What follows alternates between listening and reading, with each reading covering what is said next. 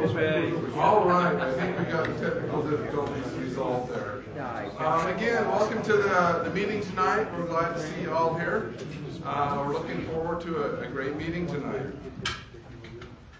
First of all, we will turn the time over to Carl to do some announcements. Don't trip over the cable. I'll work on it. Okay, I guess I'm not going that way. All right. Oh, okay. I get to talk a little bit about what happened last weekend. To start with, the VHF Society swap meet has their yearly swap meet on the the last weekend in February. And you know, we had great participation. For those of you who were there know this. We had great participation there. There was a lot of people from Utah County, and we were represented very well there. And it was a pretty good crowd. I don't know, probably maybe one of the biggest crowds I think so. And they had lots of radios for sale. There was a couple of estate sales going on there, so there was radios just piled up sky high. It was crazy. But anyway, so it was a very good, a very enjoyable time. If nothing else, you know, you get to brush shoulders with people that you might not see otherwise from Utah County or Salt Lake County or whatever. So it was a lot of fun. Sold a few antennas myself there, and I didn't spend any money. I didn't spend any money, but I know Chad. I spent enough for you.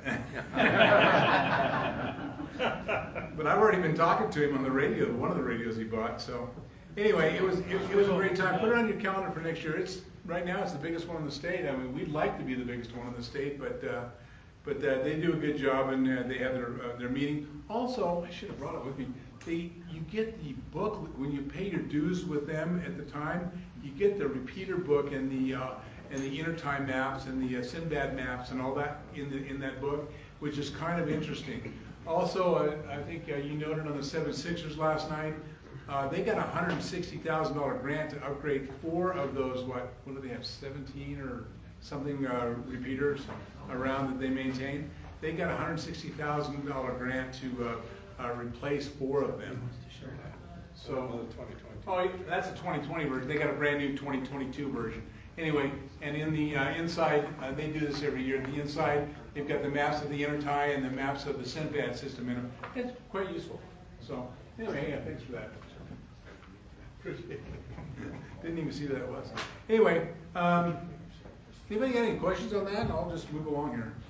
It was a lot of fun. Put it on your calendar for next week, next year rather, if you didn't go. Yeah. Yeah, you might mention, Carl, that they are looking for a new location. Oh yeah, we did hear that. You kind of hope for the best on that they find something, but that kind of a cavernous center. I don't know why they would destroy it, because it's a nice building.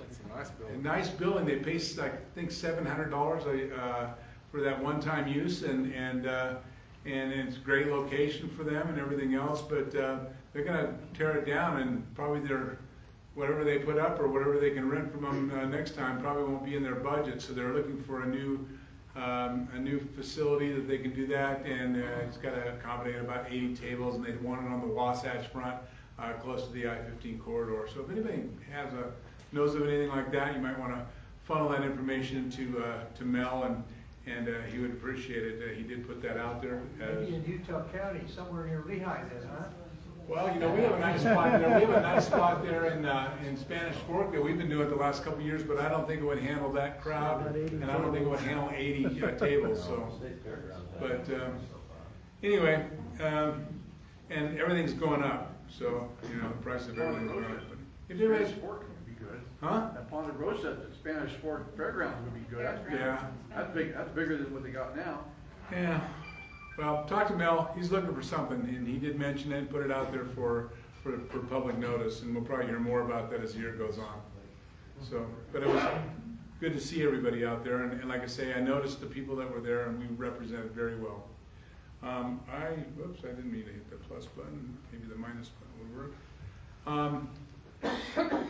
Want to put this out there as much as possible. You know, I want to put some pictures on this slide next time of a couple of the slides of what we do at the barbecue, because we have a canopy. We usually end up with about at least 100 people there for this barbecue. Put up an HF station. We have a lot of fun. everybody gets together with potluck. I've been doing barbecue chicken for I don't know how many years. Hopefully we can do it this year if it's still affordable or if there's still chickens around. I don't know. Anyway, so we'll see what happens. June 4th, 10 a.m. or so. We'll be out there earlier putting up antennas if anybody wants to come out and help us put up an antenna.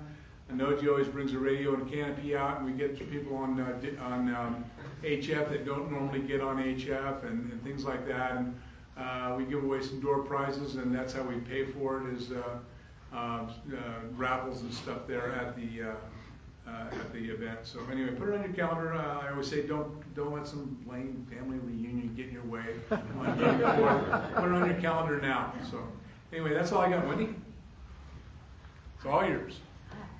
See if I can get over this.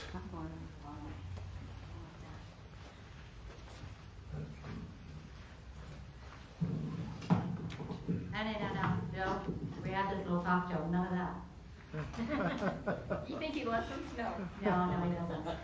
So, coming up on March 19th, there is another edition of Ham Radio University at the BYU Law School Live building. There's sessions at 9, 10, and 11. They are free, open, accessible. Come and see what you can learn. There's more information usually on Facebook or on the website, which is UVARC.club. For anybody that doesn't know that, just now.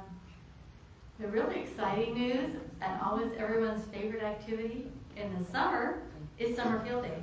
We will be up near Strawberry Reservoir again this year, setting up probably, I was talking to somebody, they said they're going up on Monday to start saving spots, because it is open field, Forest Service land, and so there's open camping to the public. We do kind of take up about 1,000 feet of area, and so there's three, we have stations. We're going to need some RVs volunteered to host the 3 stations that we usually do, and set up. Setup's always fun. We have a great time because we always get to untangle paracord.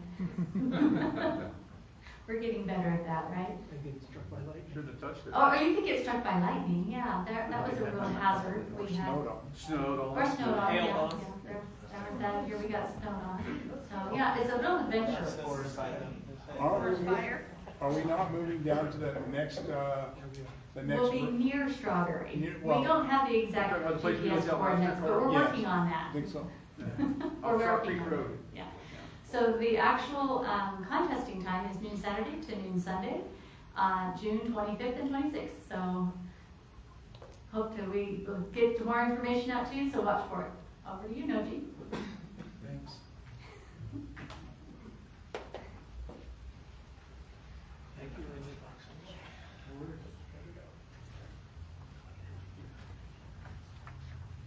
All right, before I dig into this, let me just mention that I neglected to to add to the slide deck one thing that I was going to have Wendy announce, and darn it, I'll just say it. Sorry, Wendy, I'll steal your thunder. So on July 14th, that's because it's so far in advance, right? July 14th, we're having another ham radio fair. And it's going to be outdoors at the Linden Community Center. Well, it'll be inside and outside. So we're going to combine 2 things.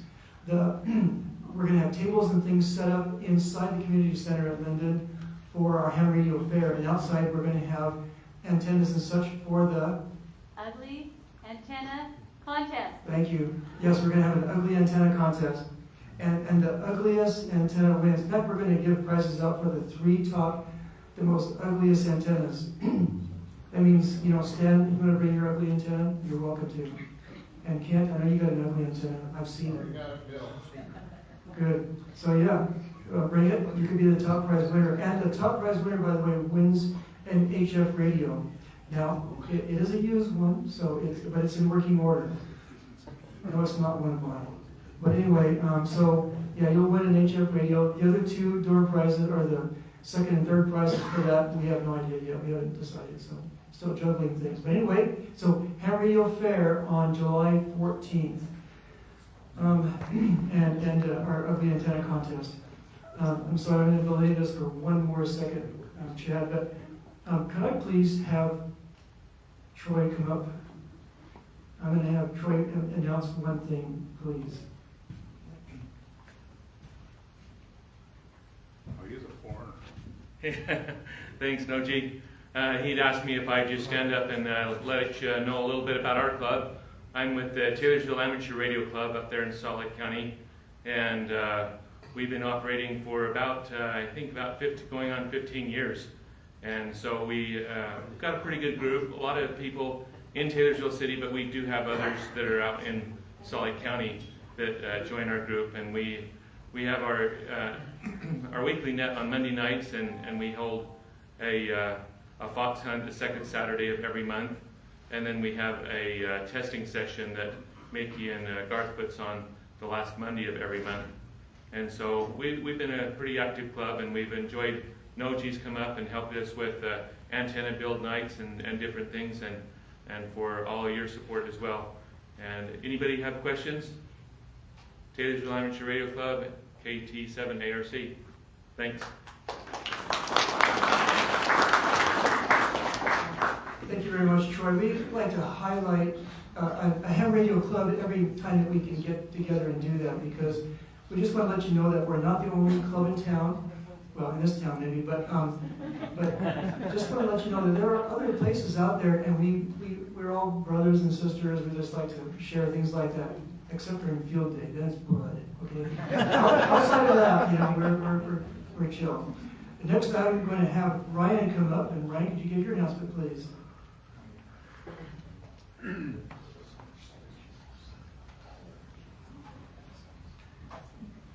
Thanks, Noji. So, Sultan's a simplex. It's kind of self-explanatory. Sultan's a simplex. So if you have any questions on how to get your signal out there, don't go to Noji. For those of you who know, he doesn't know that much. Those of you who don't know, you'll soon find out. So there is actually something that OG doesn't know. Yeah. Yeah. Go figure. That's what he always keeps telling me, and I'm like, well, why does everybody go to you? Yeah. He keeps trying to turn him to me. No, so we had a lot of a great group. We actually had 16 check-ins last night on our Sultan's Simplex, frequency 446-325. We do that on every Wednesday. We're also there pretty much all day long too. Just jump on that frequency 446-325 and just call out and say, hey, what's up? We actually have somebody new show up almost every week. We actually had Taylor show up as well, and all he has is just a Pockers J-pole 5 watts, and most everybody can hear him. So it's just a matter of getting your antenna up and out. But the great way to find out is to come to our Simplex group and see for yourself how you're getting out. And if you need any improvements, we'd love to help. Like, this is what you can do. They actually helped me get mine out too as well. Also, if anyone has Yaesu radio with C4 FM, we also do net on Tuesdays as well on frequency 144970 for C4 FM, just because we like playing around with digital as well and simplex. The great thing about doing that is when you have weak signals, there's no steam at all. It's perfectly clear crystal audio. It's awesome. Also, if anyone is interested in learning CW, we're starting a CW slow code net on Thursdays at 8 p.m. That'll be on frequency 144065.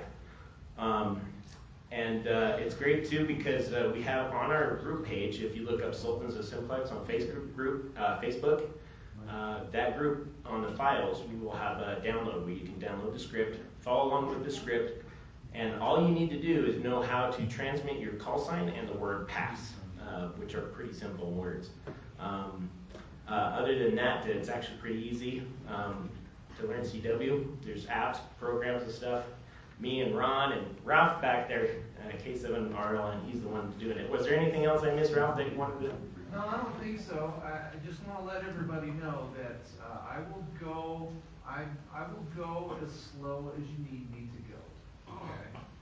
And the other thing to keep in mind is I've only been doing CW for about 3 years, so actually I'm still learning too. I'm no speed demon or anything like that, but I know that going slow and following along with the script will help immensely. So, and I'll go as slow as you need me to go. But, One word a minute, Ralph? well, I don't know about that slow, but, I try to go about 10 words a minute. Yeah, he's doing that. I go about 10 words a minute, and that's usually pretty good to follow along with, so. just With your keep that in substance mind. I don't know, Ryan, if you wanna mention that, we're going to try out 2 meters next week, and we may reevaluate if we're gonna go somewhere else, so.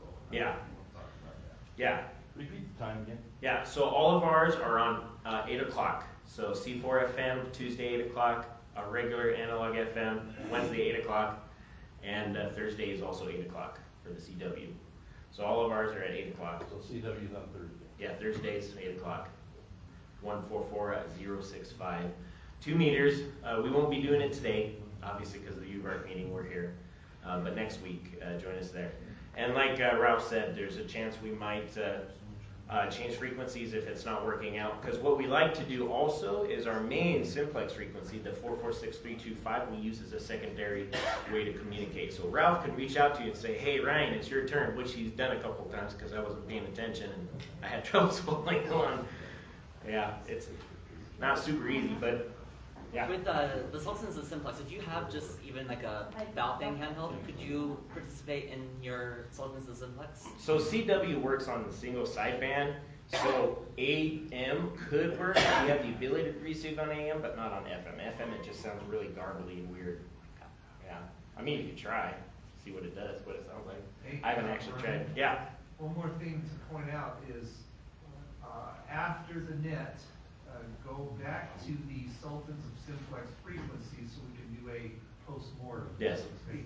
Yes, exactly. We'll do a post-mortem now. So I Yeah. can ask you, what were you trying to send? Yeah. Yeah, because apparently I said something and he was like, what in the world is he trying to say? And I'm like, I don't know, man. I tried the best I could. The other thing I want to point out is there's no judgment, okay? Get on this frequency, flub it up, but that's how you learn. Yeah. And you know what? That's okay. There's no judgment here. We're all trying to learn. And that's one of the reasons why I think it's good for us to do a postmortem afterwards. Yeah. So we can figure out what it was you're trying to send and maybe try and help. Yeah. I tried to send my call sign and apparently I said the word something else. Something in alien language or something. I don't know. So, was there any other questions about Sultans and Simplex? Yeah. I'm slow, so what was the frequencies again? So our regular analog is 446-325. Our C4 FM is 144-970. And CW is 144-065. And then you'll be able to see all that information on our Sultans of Simplex group page. So just look up Sultans of Simplex, and you should be able to find us. You'll see a picture of us main guys there and whatnot. So, and I always post up the reminders and stuff as events, so you'll be reminded of it as well. Because I forget too sometimes. I actually had to set an alarm to make sure I was awake and alert for it. That's probably why I couldn't send my call sign properly to you. All right, any other questions? If you do have any more, catch him after the meeting. Yep. All right, thanks.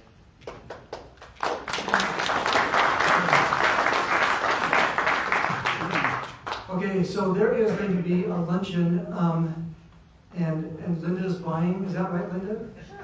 Okay, so Cheryl, she's buying, this is going to be on March 12th at 1 o'clock at Feast Buffet over here in Orem, so it's like 1400 North State Street, give or take. So Feast Buffet, Orem, March 12th at 1 o'clock. That's a Saturday, right? Awesome. And dang. But if you, I guess you can pay for yourself at least, right? But anyway, you're welcome to come. Dutch treat, yes. Thanks, Linda. All right, and I'll wrap it up now. With this, we have, on a personal note, people who are brand new to ham radio, just got their licenses. Here they are. Ambrose, Evan, Daryl, Angie, Kenneth, Jody, Mike, Isaiah, David, Kirsten, Jared, Andrew, Paul, Luke, Jared, Miller, Jared, Dan, Bennington, Joseph, and Todd. If anybody is on this list, could you kindly stand? Welcome to the World and the club here tonight and enjoying this time. Thank you. And along with that, we also have, well, at least one person who upgraded this time. Not too many, but Bob, the one who counts, Bob Bruckner. And he's here. Could you please stand, Bob? No, Bob. I'm going to clap anyway. Hey, Bob. All right, back to Chad. Thanks. I did it too. Okay, it's time for the big event. We'll turn the time over to Gary Hutton, KE7UIA, for some great information on digital modes. Go Gary! Okay, so we're going to make this connection over here, right? Should be this simple.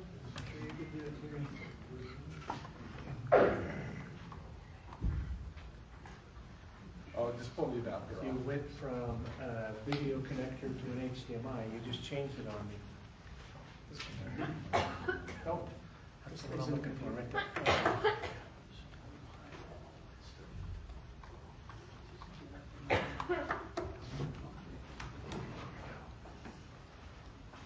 There it is. Yay! Okay, I don't need this one. Let's see now. Now I get, oh yeah, I can do it this way.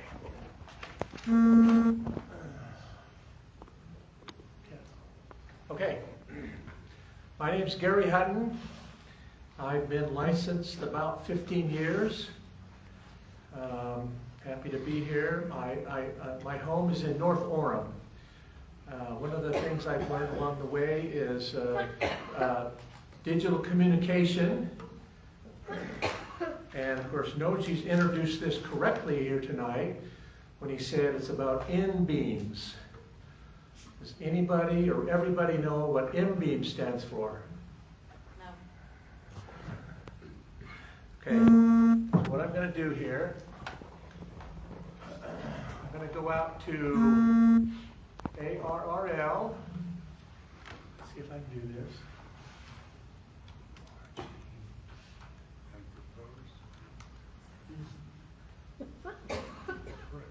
So, of course, ARRL is a great source for information, and they have also have some great articles here about NBEMS, which stands for, NBEMS is an acronym for Narrowband Emergency Messaging Software.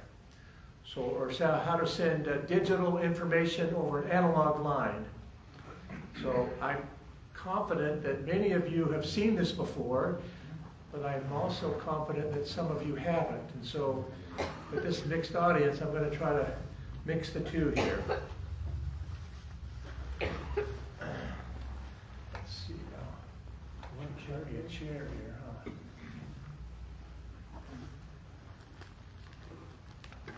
So if you wanted to learn a little bit about NBEMS, you can go to this page here. They have some, oh, I'll take that. But also, you could go over here to, oh, thank you. I'll take that chair. Ah, now you can't see me. Okay, I'm standing. Okay. Let's see, if we go out here to YouTube, I'm just, this is just a real brief explanation of how you can learn about this. Oh, I lost my connection here. There are some excellent training. Videos on YouTube that Dave Kessler's put on. He actually had them on several years ago. So you'll just want to look at that. I don't know if I need to show you any of those. Digital modes and FLDigi and PSK31 and so on.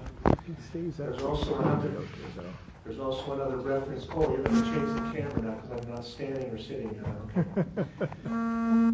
K for REF has also had a great deal of information that's very valuable on this mode. Okay, so I've kind of given you a little bit of introduction, kind of told you a little bit about where you can find it, and I'm sure that doesn't make any sense to you, but now I want to show you a software program that we can use for this.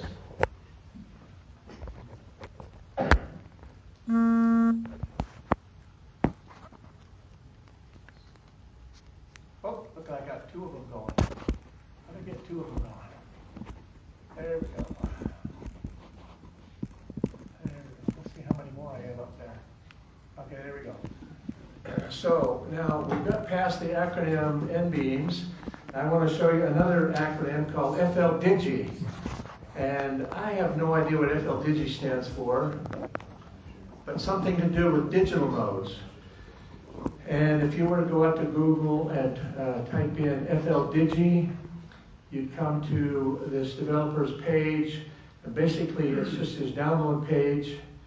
He actually created several programs that he ties in with a suite. I'm going to try to show you two of those tonight. The first one is just plain FLDIGI. Another one is FLMSG, which is has different forms to go with it.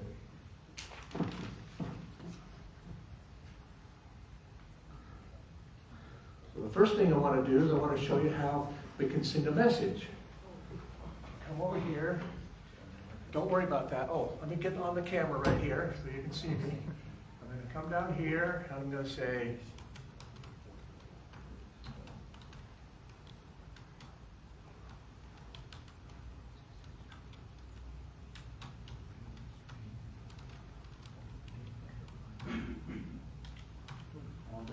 okay. Oh, isn't that just a wonderful message? My movie comes from my movie background. So once you've typed your message in the blue screen, and we're going to hit the transmit button, and then it's going to exert a signal. You won't hear it this time because my little computer here doesn't have very much sound to come out of it.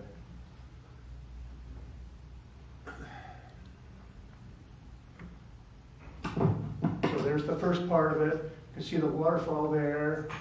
And then here it comes. As it's being transmitted out, then we have received that. So I've shown what I've sent. That's probably pretty boring to everybody here. Okay.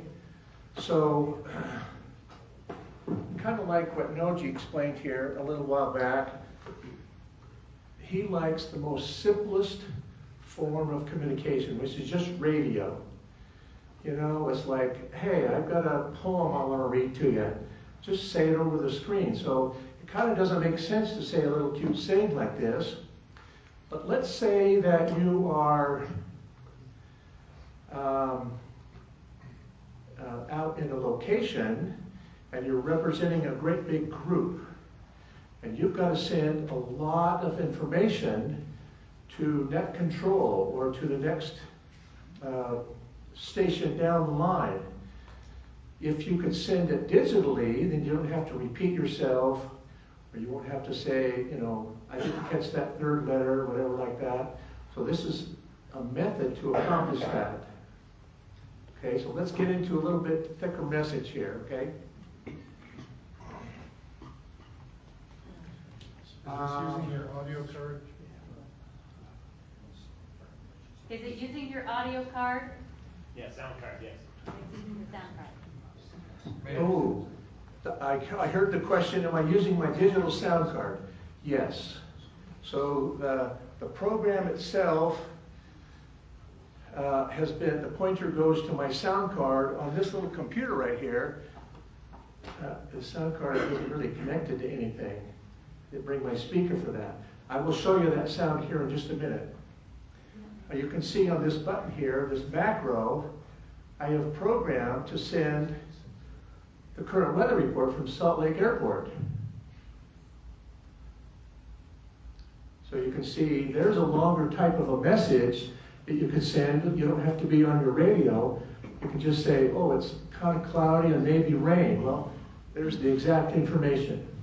I think we've gone full circle. I remember 40 years ago using an acoustic modem, 300 baud. Acoustic modem, 300 baud. No, wait a minute. That's before my time. You must be an old guy. So how did you get that to type in there automatically? You didn't even type a word in, so how does that? Oh, good question. How did I get that to type in there automatically? This row, this just below the blue screen, is a series of macros. So if I right-click on the macro, I've coded in the particular message. So you see, if I go right-click, here is the macro right here. So you see all that there? You got it set up just to pull information from certain areas. Pardon me? You've got it set up so it pulls information from certain areas. Right. You're not typing it in, it's just grabbing in from bits and pieces of information and transmitting it. It's pulling it off the internet. Okay. Yes. So you didn't see it, or you didn't notice it, but I gave you a weather report from some faraway location. It came off the internet, so it's exact. And they also showed you Salt Lake information. Right. And it's just with a macro. Okay. I'll do it again here, so in case you missed that. I'm going to say close. Can I do that at all? Yeah, I can do that. So here's my macro. What do all the slashes mean? Now I'm going to transmit my macro. See, they got that little cute little thing there. I'll show you that sound. I'll let you hear that sound here in a minute. So you can see it's local time, 1920 Mountain Standard Time, Zulu time, Huntsville, Alabama. I just randomly picked a place, the dew point, and so on. Then I have here's the one from the Salt Lake. Why do you have the slashes? Just because I thought it would be cool. It's just a separator. Okay. So when I see there's nothing special about them then? What's that? There's nothing special about them. It doesn't help the program in any way. Right. Okay. So how do you measure the speed? Is it in baud, characters per second, or what? How fast is this? PSK31, isn't it? How fast is this? Yeah, characters per second, or however you measure this. It's faster than I can speak. It's kind of a loaded question, so let me see if I can try to answer that. So I'm going to go down here to my mouse again, and you can see this on my waterfall. I've got this marker, this red marker here that's this wide. Well, if I come up here and I choose a different modem or operator mode, I can choose quite a variety of these, but the one that I'm currently using is MT63. And so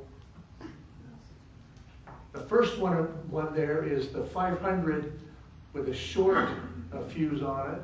The next one is 500 with an L on it. I don't know what the numbers mean, but you can see the next one is 1,000, and the next one is 2,000. So that's the one I'm using, because I'm using this one here.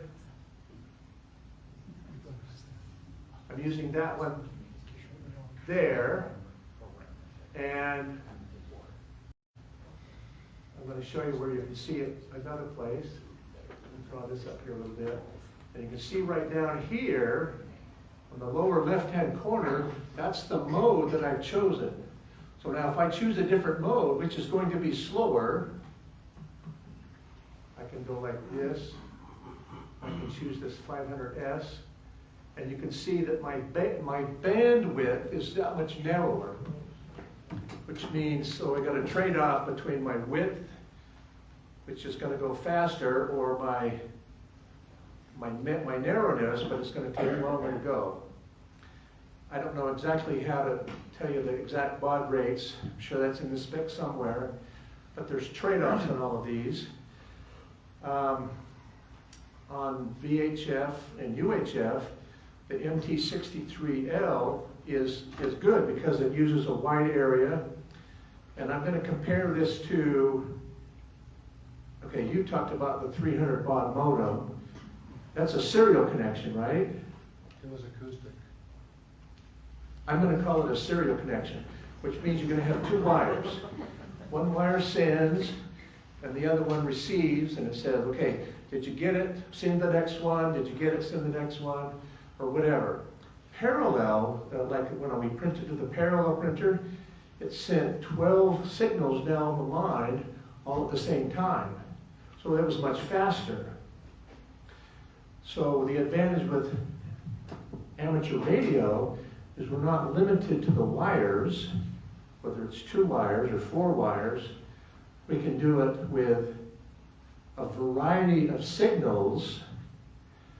There's also redundancy built in there. So for example, part of the signal says, okay, here's my first letter, here's my second letter, here's my third letter, here's the first letter repeated, here's the second letter repeated, here's the fourth letter, and so on and so on. So I don't have to do the, hey, I sent you my packet, did you get it?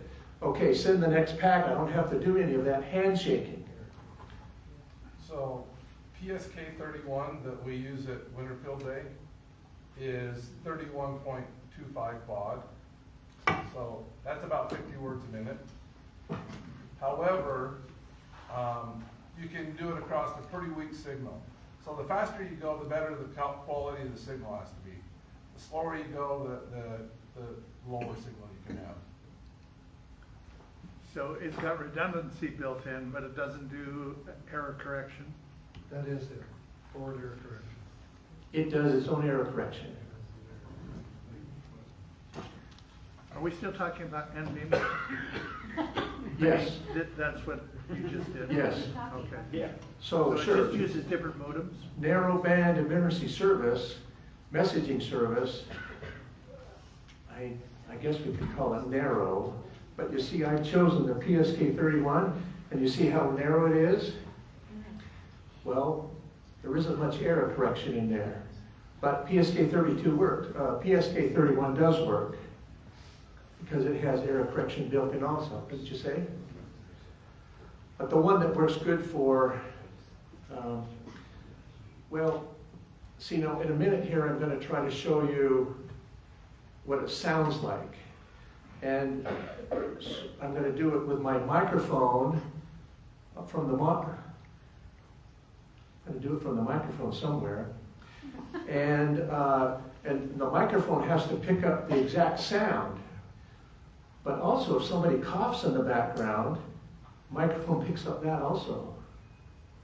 Which, you know, this software has to figure out which one is a legitimate sound or not. So that's the error correction. That could be just the bandwidth. Right. You're doing only certain frequencies. Right. If I cough down really low or if I cough really high, but the signals are all in that software. So that was a good, oh, another question. Who are you talking to? On this, Itself. on the It's a computer here? radio, you're talking to Who's listening? That's what I wanna know. You can talk all you want, but who's listening? And are they replying? The messages that you're sending, she's asking if you're sending messages to someone, who is Oh, Who is this it? is not on the radio. I'm not on the radio yet. Not live. Yeah, I'm not live. I mean, if you're having conversations with yourself, that's cool, but I mean, But who he would be sending it to? Can you hear me? I got some error correction here. If it's an emergency, who's gonna be listening to your signal? That's what I'm going to show right now. Okay. Very good. That's what I wanna know next. Oh, another question. Yes, I've seen several of these modes and input macros that you have. Can you do speech to text and load up the send buffer? I've never tried that before. Okay.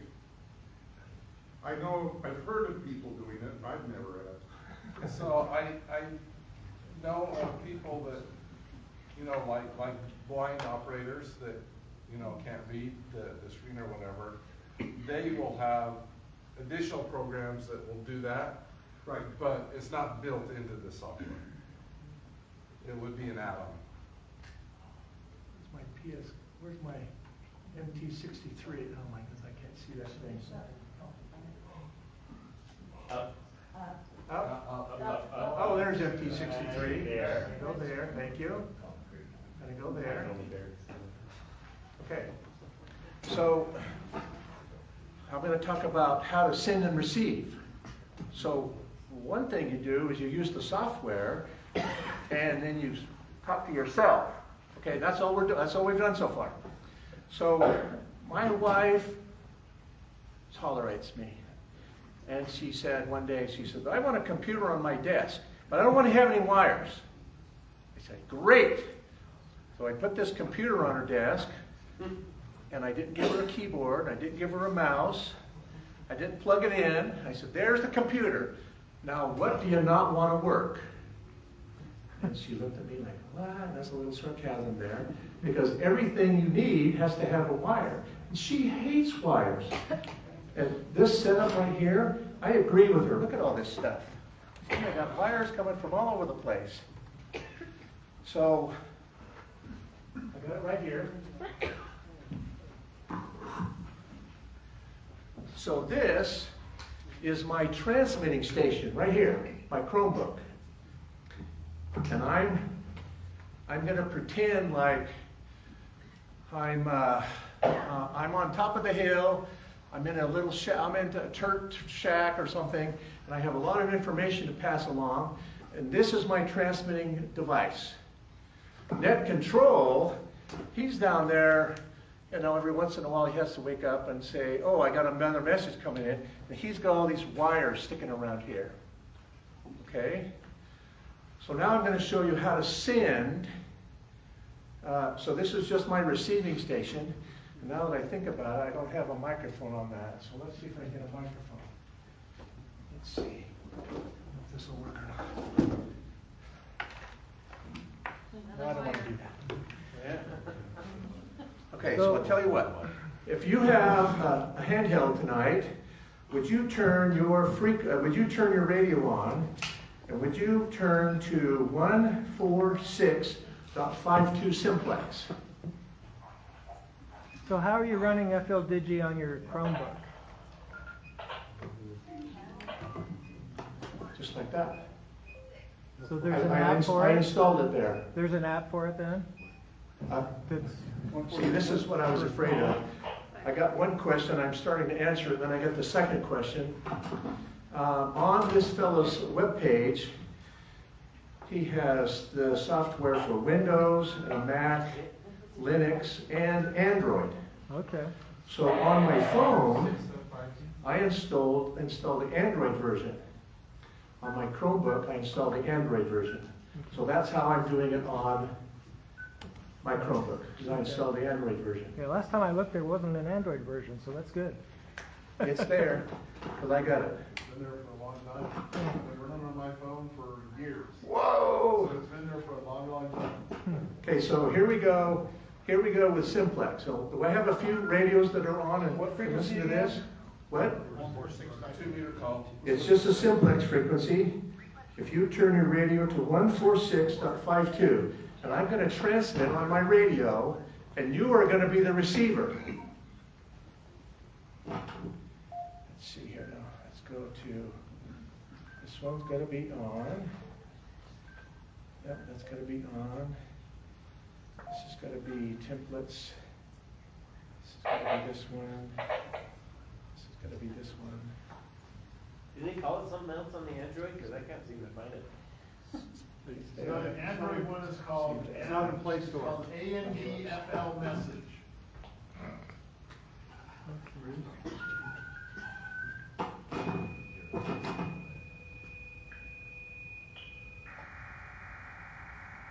Can anybody hear that on their simplex? Yeah.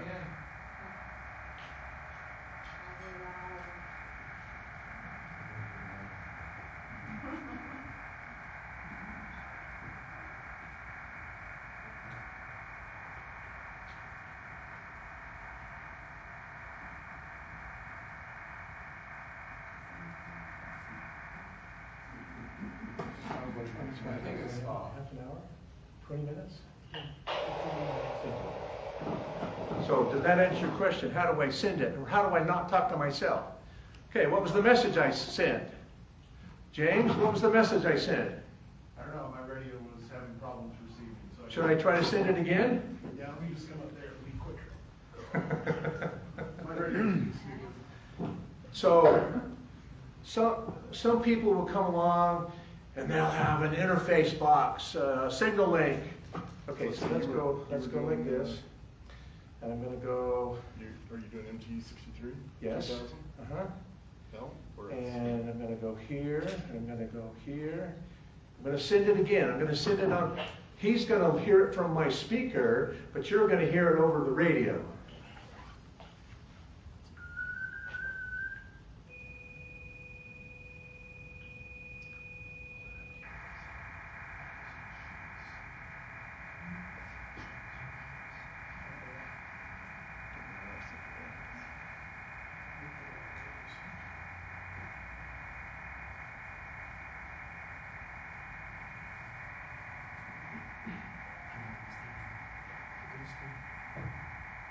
It's magic.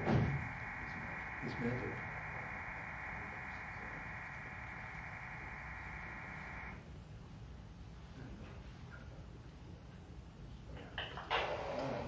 So go up there to the camera and show them what it displayed. That's what I got. So if you had FLDigi for the Android set up on your phone or your device or your home device, you would actually see this message that was sent. Oh my goodness, how boring is that? You guys didn't see a thing, did you? That's about.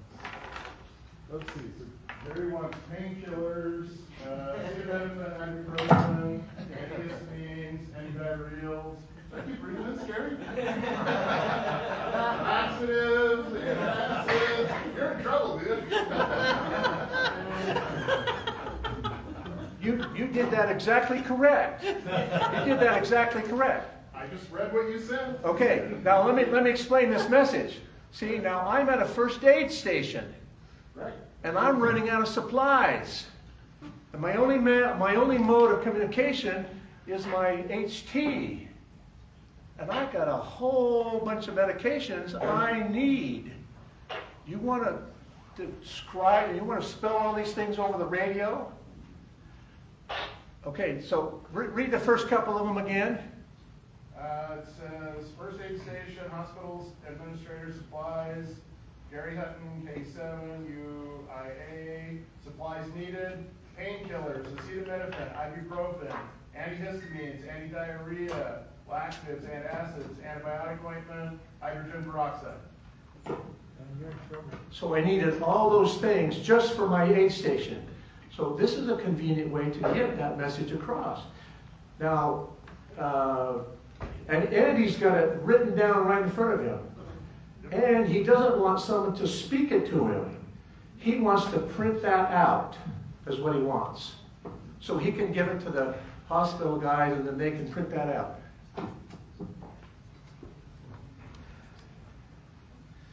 Okay, so that's still pretty confusing. I haven't showed you very much. So I have devised a interface cable, which is known as an aux-com cable. So it's well, I'm going to plug it into my speaker out here on this device, and I'm going to plug it into my microphone on this device so that you can actually see this message being sent. That works. Okay, let's see if I can do it now. It should have automatically sent my... It should have already set it up here, so let's see if I can see what it does. Now, I'm sending from here, and I'm receiving here.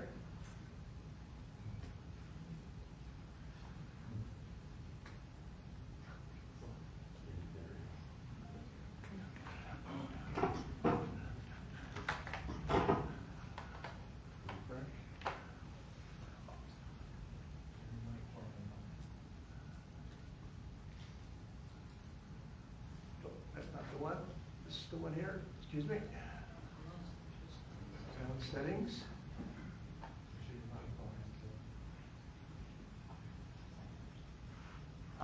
My input is, shoot.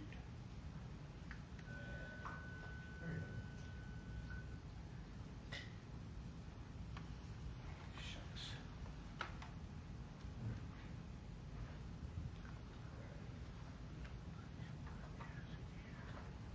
Let's try this one.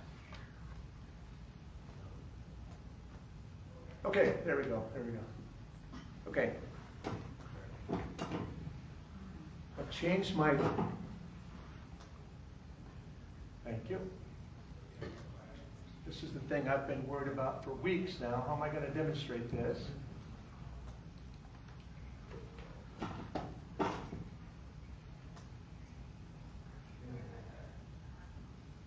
Thank you for bearing with me.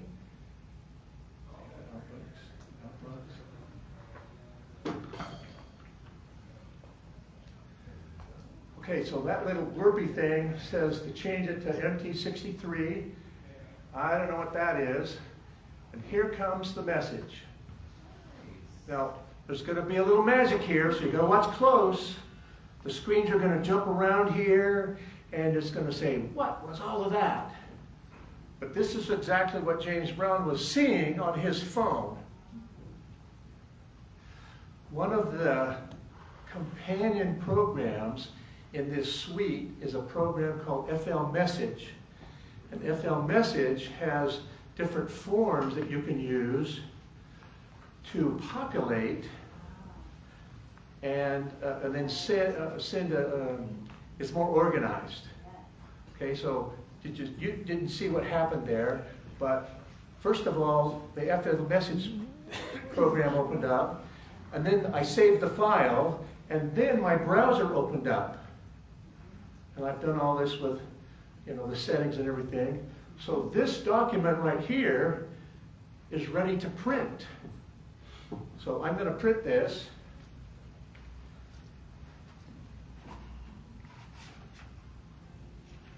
I got a printer over here. See, I printed it out, and I'm going to give it to my hospital administrator. And he's going to say, oh, I see you need painkillers, acetaminophen, ibuprofen, all those other things. Oh, I see you need painkillers and acetaminophen. Right. It's on a piece of paper. All he has to do is read it. And so this is his worksheet, and he's going to scratch around. I got to hurry and get this sent to my guy up there, otherwise they're going to be coming in here, and he's going to say, well, I don't have that. I have a substitute. Then I can go back into my program, and I can send a reply.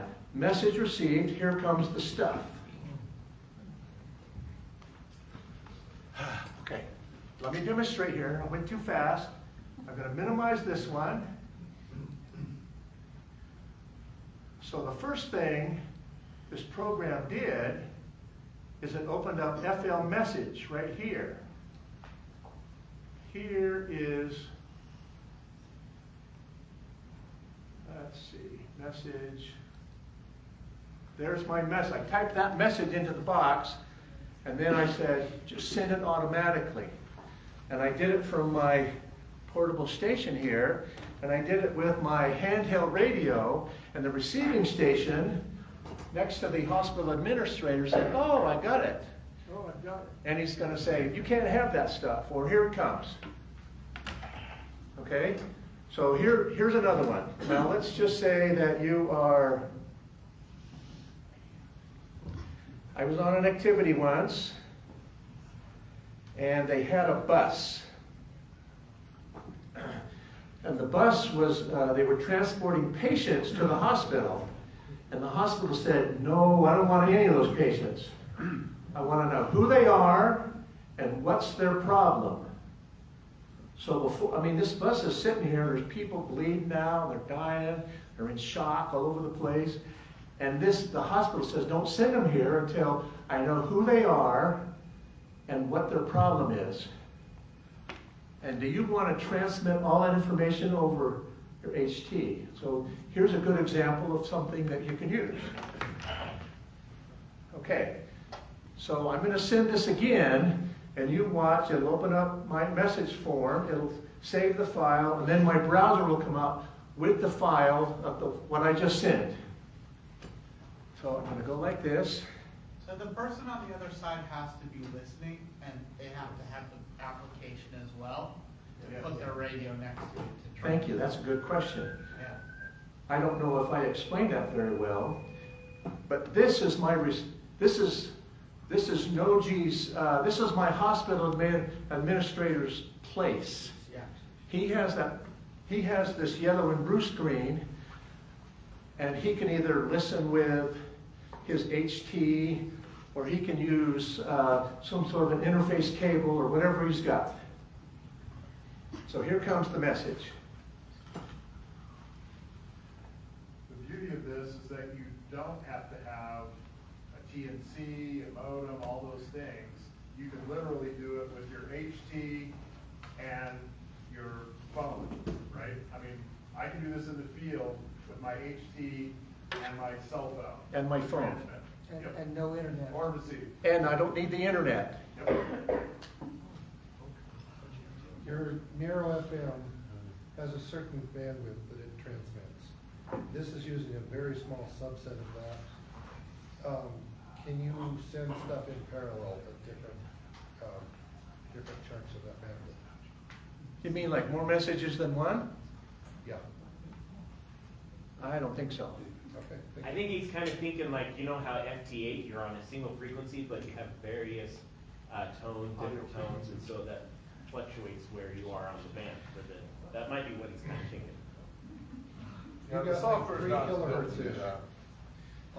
This software is not built to do that. Okay, thank you. I, of course, was introduced to waterfalls with FLDG, but you can see that red line was so wide, it's actually taking out most of my screen for the waterfall. So if I had more than one message, I would just stack them on top of one another. But if you're in a location that does not receive cell service, then you switch to the other alternative and you have an established frequency that you run it off of, right? Right. Okay. Can you do this on AM? Can you use like single sideband, or does it need more bandwidth than that? I think the answer to that question is yes. You can use any mode. He used FM. Yeah. Yeah. Right, I use that. That's a fat pipe for them. Yeah. But it also depends on the mode. So like FT8 uses a very narrow amount for that single frequency, right? PSK31 uses a tiny bit more, but this uses the whole bandwidth on that single frequency. And of course, my radio is either a wideband frequency or a narrow band frequency, right? Right. Well, this software doesn't care what that means. And we haven't been forced to use the narrow bands yet. I think the police have, but so anything you can talk on should be able to receive the information. So it's like a prearranged frequency. So what I have suggested in the past was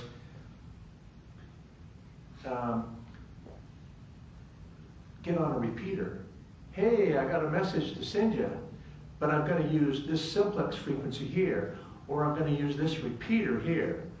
Well, maybe some repeater people don't like digital messages going across, so make sure you have permission. But I just simply suggested 146.52 because that's kind of a common simplex frequency. Okay, so those are all questions I wanted to answer. So can I just ask a, can I repeat the question? Can I ask another one? So okay, let me see if I can, kind of summarize this. So we have one person located in one place. This person has a Baofeng radio and a laptop or a cell phone. Another person 4 or 5 blocks away has a ham radio, a Baofeng radio, and a cell phone or a laptop. And there's no internet between them, no wires, nothing. He wants to send him a bunch of, a document. And he could do that through this NBEMS, right? Yes. Okay. Could everybody hear that question or understand it? Is there anyone who missed that? Okay. So on the left-hand side of that yellow and blue screen, there were a bunch of Or were they modems? What, or Modes. modes? Modes. So they have, both ends have to be using the same mode. Yes, And so that's got to be prearranged. yes. Usually what happens is you prearrange a frequency or a mode, an area, and then you transmit, and the other guy says, oh, dang it, my plug was undone. Could you send it again? That's usually what happens. Or, there's some other setting that's misplaced or whatever. Yeah, you have to kind of prearrange all that. So Gary, can your ending identification, can that be part of the NBEMS message, or do you have to send it separate from the document that you're sending? What does the FCC say? That's what I'm asking you. So it's my understanding that the FCC wants us to identify ourselves every time we broadcast, or every 10 minutes. So if it's at the end of that document, does that count? I did it in the form itself. I can do it at the end. There's also other settings in here that I can actually broadcast my call sign in Morse code. But for this demonstration, I've turned that feature off. And so, KE7UIA in Morse code, at the end, everybody goes, wait a minute, I recognize what that is. What's that again? Well, I don't have to be heard, I just have to transmit it. And transmitting it as part of the message is fine. That's no different than getting on the radio and say, I need ibuprofen, WE7CB. So, just so I understand, you can use any mode on your radio to send these messages, correct? Yes.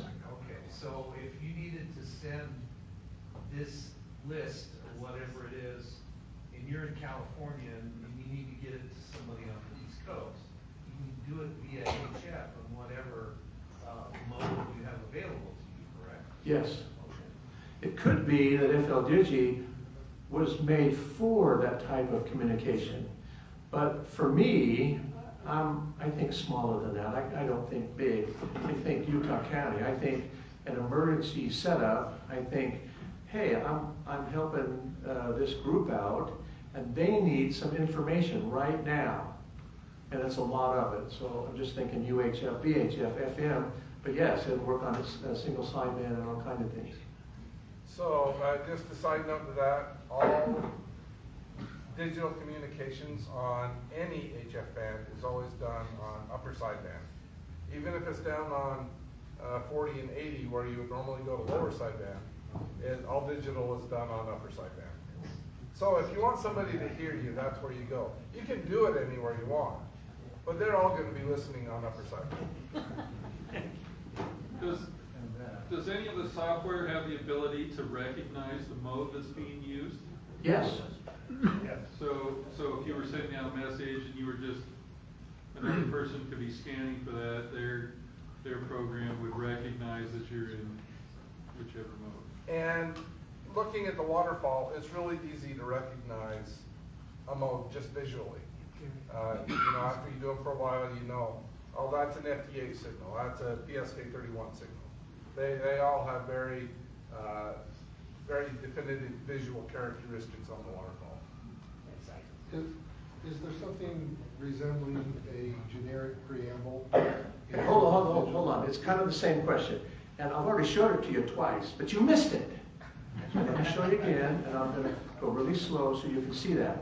There is one of the protocols, and I tick my software to say, use this, and as soon as that thing is sent, my receiving station changed to that modem just like that. So I'm going to show you one more time. It's got to be quick, so just watch.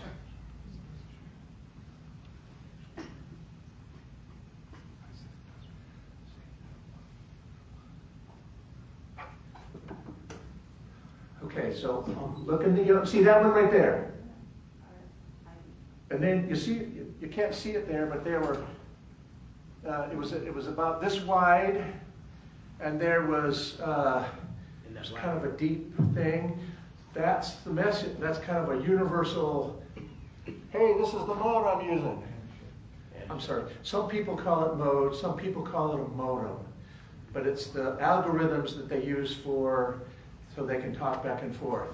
And so right when that little blue line came across, my receiving station changed to that mode, just like that. So you don't need to prearrange it. You need a prearranged starting place. Yeah. Starting mode.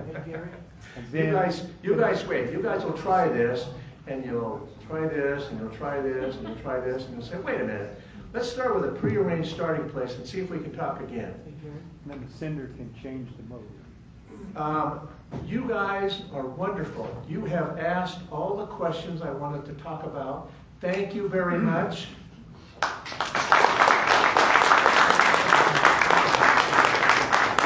Along the way, I have a box in the back of some little batteries that need a home. So please help show them that box back there. There you go. Show them what it looks like. It's a little 5 amp hour, 12 volt battery. They are used, but they have good life to them. So I think that's it. Thank you for letting me make this presentation.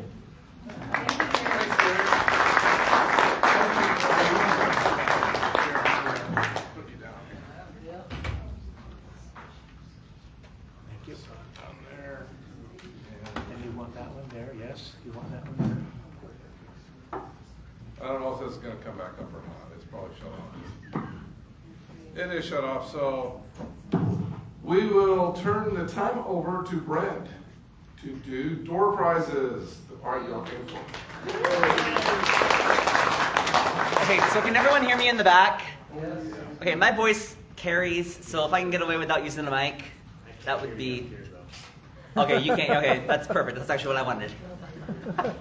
Okay, so because Noji, I'm sorry, I'm going to throw you under the bus. Noji has somehow lost the tickets, and so that's why tonight you saw me going around with the phone asking you guys for a 4-digit number of any kind and your call sign.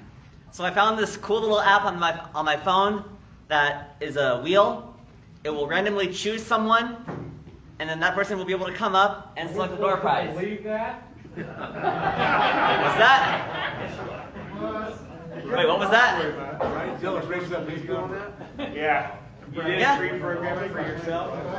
Well, darn it, Noji, I think I got caught. Anyway, our prizes tonight, we have 3 signal sticks here, and you can only choose one. So the person that actually ends up choosing this one, the other 2 will go away. We have our annual ARRL membership. And a pair of really nice headphones. They are used, but they are in really good condition. And then our main prizes tonight consist of a TYT handheld, programmed, ready to go. And then I'm doing some spring cleaning in my house. And I found this in my storage room. I am not using it. So it is going to one of you lucky fellows tonight. Watch, you'll win it back. Why is everybody saying that? Noji said it, now you? Murphy's Law, Brett Meister. Oh boy. Okay, here we go.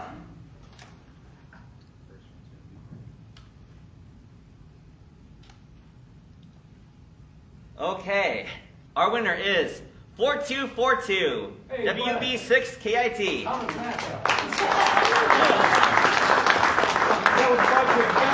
I think that was planned, wasn't there? What, I could pick any one of them?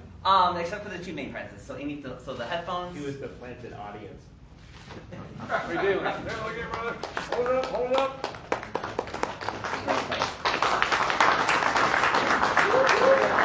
And as each person wins their prize, I'll go ahead and hide their name from the wheel, and we will spin again. Wheel of Fortune. Okay, man. 7477 AF7RS. Are you kidding me? I was also a fan. Now you can hear me. It's just one of these things. Yeah, so anyway. All right, hold up there. Oh.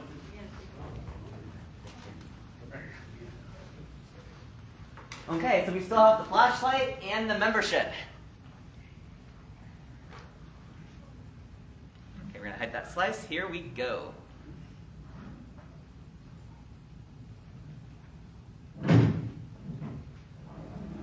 Three, 6, 1, 4, Wendy.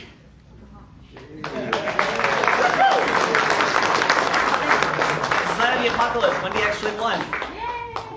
I'm taking this. Oh, wow. End of times is near. It's true. And the winner of our flashlight is...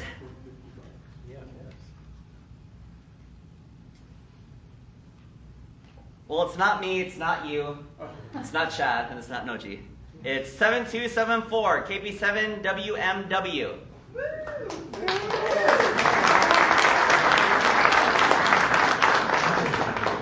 Thank you. Hold up. There we go. Okay, so normally we can do this in one of two ways. I can normally say, okay, we'll do the radio or the antenna first, or I can just pick a random person and whoever gets strong can pick one of the two prizes. So I think we'll do the latter. I will just go ahead and spin for our main door prize. First person can come up and choose one of the two prizes, and the second winner will take whatever is left.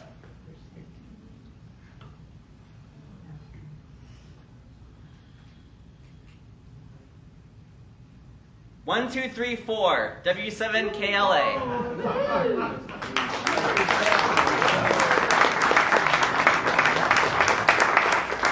Would you like the radio or the antenna? I can bring it to you. I'd like the radio. You got it. Here, I can bring it to you. Thanks, sir. Yeah, right. Good picture. Congratulations.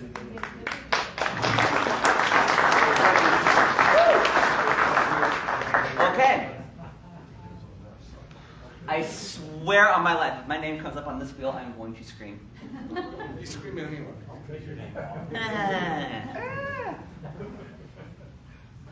Oh, think of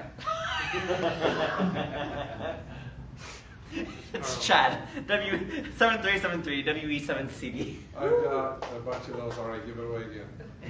Yes, sir. I've got 4 of them, I think. Hey, wouldn't it be ironic if Carl's name came up on this? So I got buyers lined up.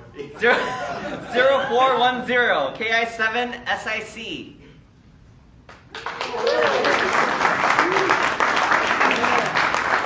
My storage room to you. Congratulations to all of our door prize winners.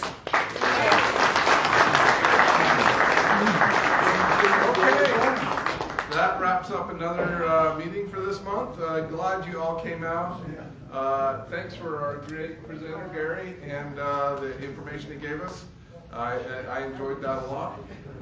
If you are so inclined, we are going to meet over at Lucy's Pizza for some dinner afterwards. So, what's that? Oh yeah, thanks to Heath for getting this all arranged here and helping us through our